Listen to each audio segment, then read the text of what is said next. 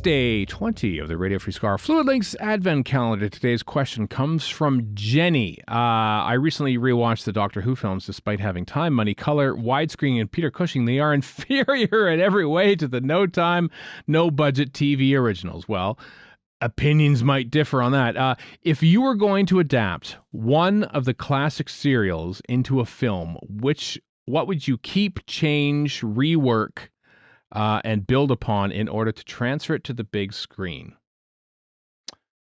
So which class key to time as one? I think you might as well just go Keys of Marinus. Key to time. Condensed into a 90-minute film.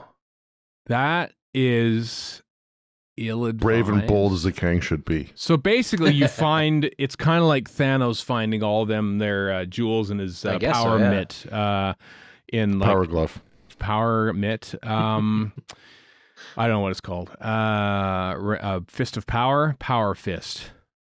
Iron fist. It's called the Infinity Gauntlet. Why do I get sucked into this? I actually didn't know what it was called. I legitimately forgot that, Warren, and that's what's so great. That's almost as irritating, frankly. The key to time in 90 minutes, Chris. How do you do that?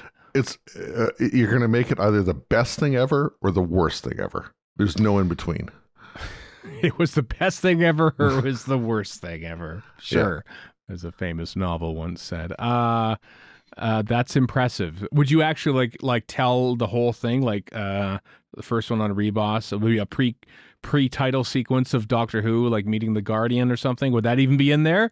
Or basically it would say, okay, I give you this quest of finding the 6 segments of the key to time in 90 minutes, but to get you started, here's 3. Here's 3 right off the bat.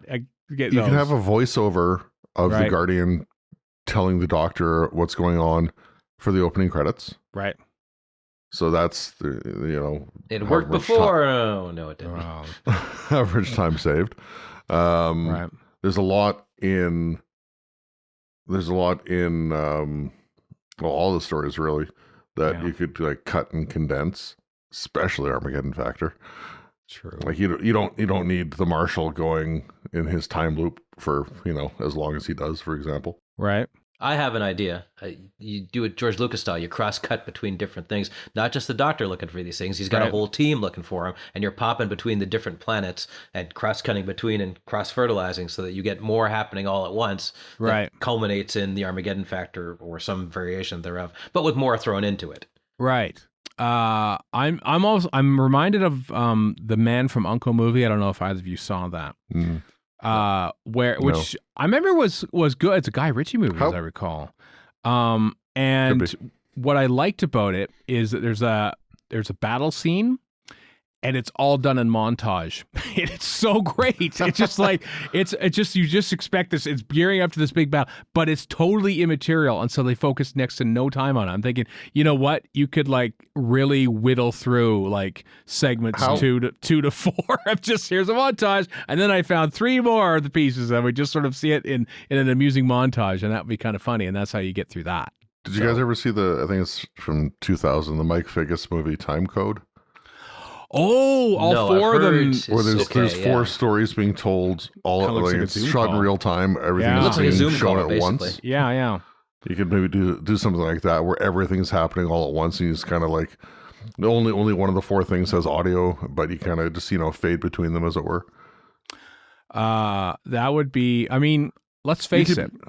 Go ahead. Yeah. Well, I was going to say you could maybe change the story up a little bit. Romana can have her own TARDIS, perhaps, and she can do her. True. Do a little side thing the Doctor can do, so you can have more than one thing happening at a time, or more than one segment being sought at a time, or and it's also kind of like you could it's kind of lives to our modus operandi in this podcast in making Doctor Who is close to a multicam live switching environment type of show. You're literally switching between things at the same time. But they're all in view at the same time as well. I have an idea for a different story. What do you got there, Warren? Okay, so and you're going to say no at first, but I think the invasion of time, and here's how you do it.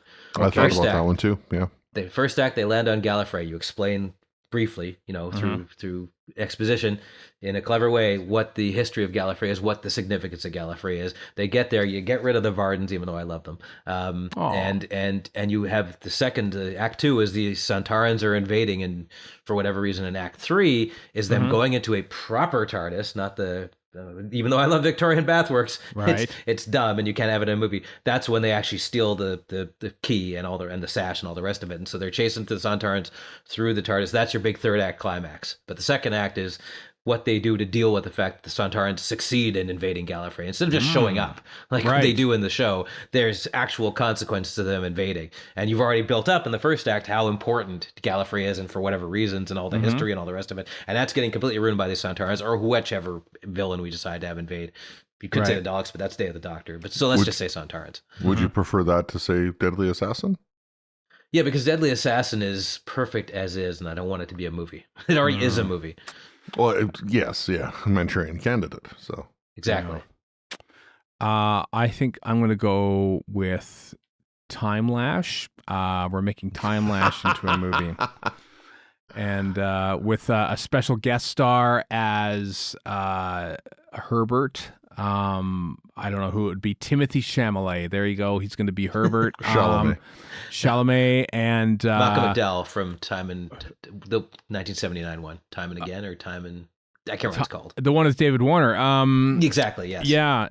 Time after Time. They're going to have there, and there's going to be. You could have some seriously high budget Morlocks. There'd be massive. The budget for the Morlocks would be, you'd get the H.G. Wells crowd, you get the Doctor Who crowd together at last. It worked the first time. Yeah. But the Bandrels have to still be hand puppets. Well, obviously they have to be hand puppets, but we get like Frank Oz to do them or something like that, like or one of the Muppet Crew or something like that to actually properly do them. So they would be hand puppets, so they would be well realized hand puppets, because you have to stick to the hand puppets. So CG Borat.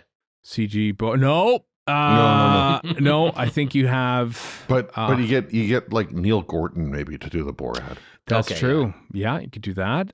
You wouldn't have to pad it out for 6 minutes in the TARDIS to fill out time with the Doctor and Herbert yelling at each other either. I think you could turn Time Lash into a pretty respectable movie. You could use real diamonds inside the Time Lash. Actual diamonds. Like fake Contron crystals. Yeah. Yeah, that's true. Got some winners here. I think we got the makings of a film trilogy at the very least, and perhaps even a Doctor Who cinematic film universe with stuffing the Key to Time into one movie, chopping out most of the Invasion of Time, and making Time Lash an Oscar-winning motion picture, especially for Timothy Chalamet.